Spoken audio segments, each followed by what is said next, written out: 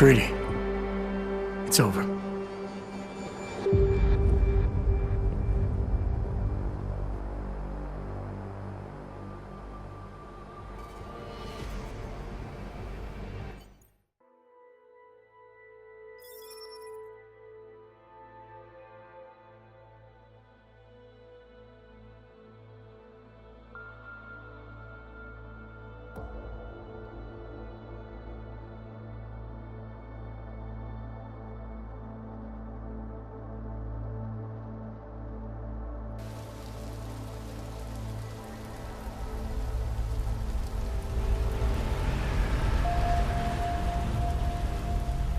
Santo CEO Nathaniel Brown took to the stage today to praise Interpol and Tarvis security services for thwarting what could have been a major terror attack during his safe harbor convention last week.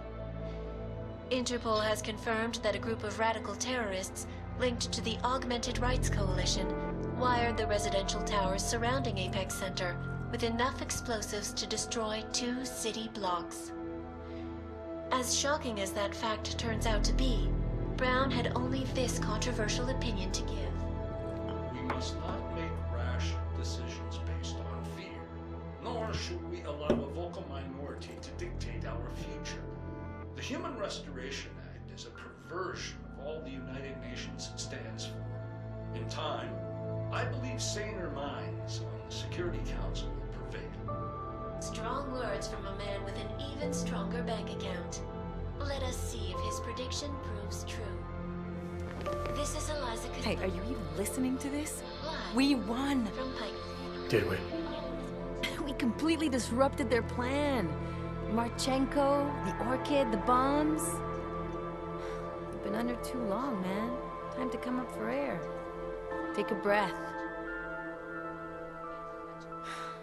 Janus messaged me last night, said Brown's been lobbying like a champ. He and the people you saved know the act isn't a solution. Picus will talk around it as long as they can, but that thing is finished. Janus always seems to have the inside track. Except when it really matters. Miller, right? I'm sorry, Adam.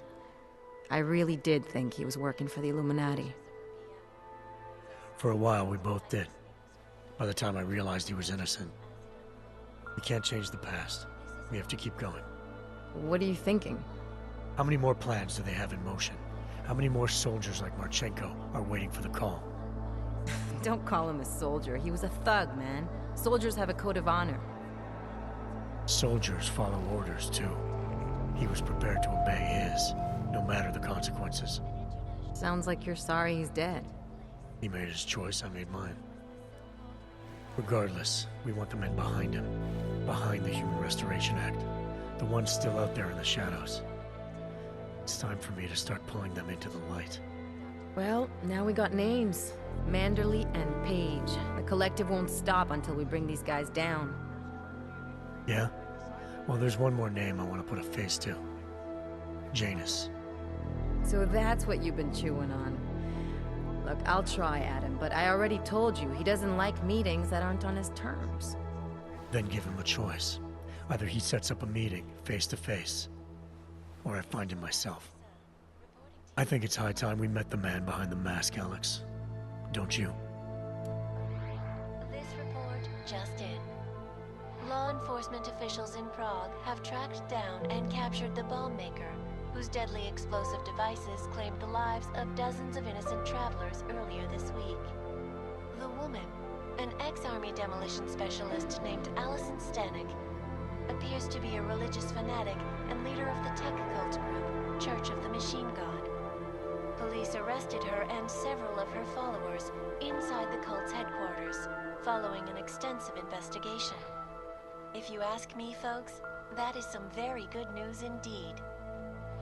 A coroner's report released in Prague today offers shocking new insight into the death of Dr. Talis Rucker, former leader of the Augmented Rights Coalition. Apparently, the primary cause of the doctor's death was the exceedingly high level of alcohol found in his system. No other toxins were present, nor were there signs of any suspicious activity. Sources close to Rucker tell me he had been struggling with alcoholism ever since becoming a public figure. I am sure I do not need to remind you folks that the organization he founded, the Augmented Rights Coalition, has been linked to last week's horrifying terror attack in London. It seems not so long ago that Dr. Tallis Rucker was on this very program, trying to convince all of us that his Augmented Rights Coalition was a non-violent organization. Today, of course, we are all a little bit wiser. It did not take long for ARC to reveal its true colors once Dr. Rucker was dead. Since last week's attack, the United Nations has officially labeled ARC a terrorist organization. As we speak, brave state police officers in the Czech Republic are raiding ARC-controlled compounds inside the Udalek complex. Here is an example of the defiance they are encountering. This is where you have it all wrong.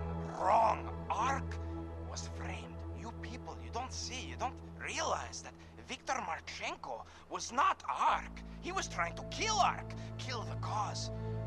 But he has failed. We are strong, we are innocent, and we will not be used as pawns by rich, scared men who want to make us less than human. I am sorry, young man, but methinks thou doth protest too much. The Diwali criminal organization is under intense scrutiny this evening for their role in the London attack. Evidence uncovered by Interpol indicates that high-ranking members of the chapter in Prague supplied weapons and logistical support to ARC terrorists. Among those being sought for questioning is Radic Nikoladze, leader of the Diwali's Prague chapter. Sources close to the man tell me, however, that Nikoladze has gone off the grid, and it is unlikely he will ever be found. An indication of guilt, perhaps? Join the online discussion and let us know what you think. News out of Paris today, where a sharp rise in illegal underground publications may have links to a prison escape recently orchestrated in Prague. Last week, Czech state police were holding members of the underground news group Samostat on charges of disturbing the peace, human trafficking, and media terrorism. The radicals escaped their holding cell, however, and are believed to have subsequently made their way deeper into Western Europe.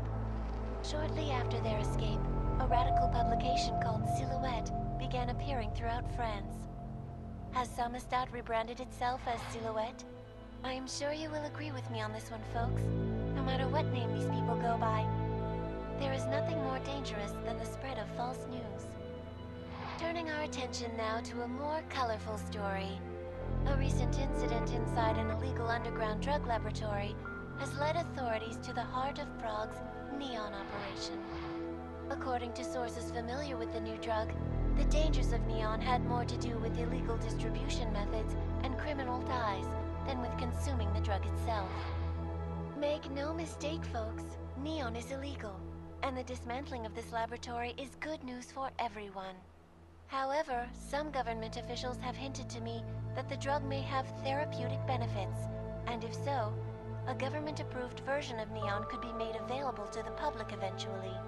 Further testing will be required, of course, so only time will tell.